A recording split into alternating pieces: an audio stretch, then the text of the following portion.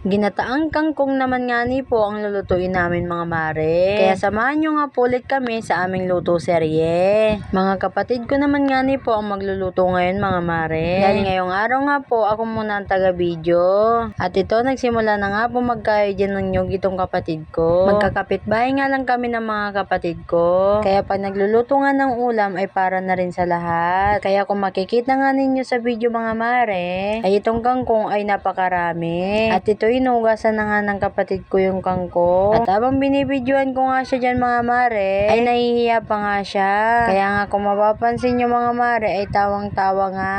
Sa planggana na nga pala namin dyan nilagay mga mare yung kangkong. Para nga po mahugasan ng maayos. Huwag po kayo mag-alala mga mare dahil yung planggana ay malinis po. At ayan mga mare, magsisimula na nga magayat ng mga sangkap. Sibuyas at bawang nga lang pala yung sangkap namin dyan mga mare.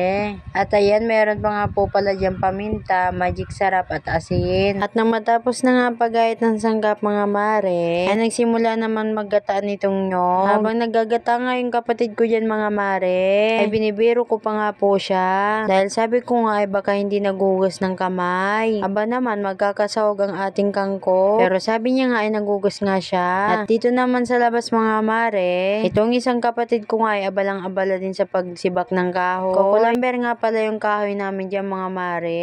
Dahil yung mga kahoy nga na kinuha namin sa bukid ay mga basa pa nga yun mga mare. Pagpasensyahan nyo na nga po yung background namin mga mare. Dahil hindi pa nga po ayos yung CR na yan. At dito sa isang tabi naman mga mare ay sinasala niya na nga itong gata. Nabigla nga ako dahil bunot nga yung pinagsasala niya. Pero wag po kayo mag-alala mga mare. Dahil yung bunot po ay malinis naman. At ito na nga mga mare, nagsimula na nga yung isa kong kapatid magpalingas. Medyo nahihirapan pa nga rin po siya magpalingas. Dahil nga po yung lupa na pinaglulutuan namin ay basa nga. At dito naman mga mare sa isang tabi ay nilagay na nga yung mga sangkap.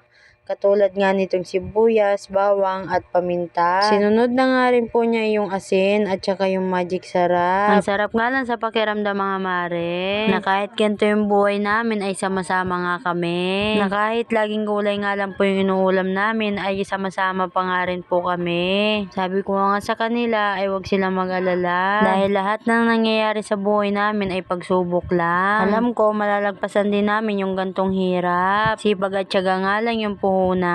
At ayan, balik na nga pala tayo dito mga mare sa niluluto. Nung kumulo na nga yung gata ay inilagay na nga rin po itong kangkong. Kung makikita nga ninyo mga mare ay sobrang lakas na nga nitong apoy. Umaapaw na nga sa kawali. Lagi niya nga pinapaypayan mga mare dahil minsan nga ay namamatay yung apoy. Dahil nga siguro basa pa rin yung ibang kukulamber. Hindi nga nakasama dyan sa video mga mare yung isa naming kapatid. Yung isa nga pala yun po yung panganay. Nandun nga po sa bahay nila. Yung bahay nga po ng panganay namin kapatid mga mare ay nandito nga lang din po sa likod. Dahil magkakatabi nga lang kami mga bahay mga mare. At ayan, may pakaway pa nga itong isa ko dyan kapatid. Siguro tuwang-tuwa dahil malapit na ngang maluto. Alas 5 na nga ito mga mare ng hapon. Maaga nga po kami nag-asikaso dyan ng ulam mga mare. Dahil paggabi na nga mga mare ay mahihirapan nga kami. Dahil dito nga po sa labas ng bahay namin ay walang ilaw. Malalagyan din po nga namin yung mga mare pero hindi pa nga po sa ngayon. Dahil gagawa nga po ng poste dyan na maliit yung kapatid ko. Para nga ilagay yung ilaw dun sa labas ng bahay namin. At ayan mga mare, luto na nga po itong ating ginataang kangkong. At ayan, kain po tayo mga mare. Sabayan nyo nga po kami ditong kumain. Sabay-sabay na nga rin po kami dyan kumain mga mare. Kaya nga lang, ako nga po yung taga-video. Kaya hindi nga po ako nakasama. Hanggang dito na nga lang po ang ating video. Bye-bye. Maraming salamat sa panonood.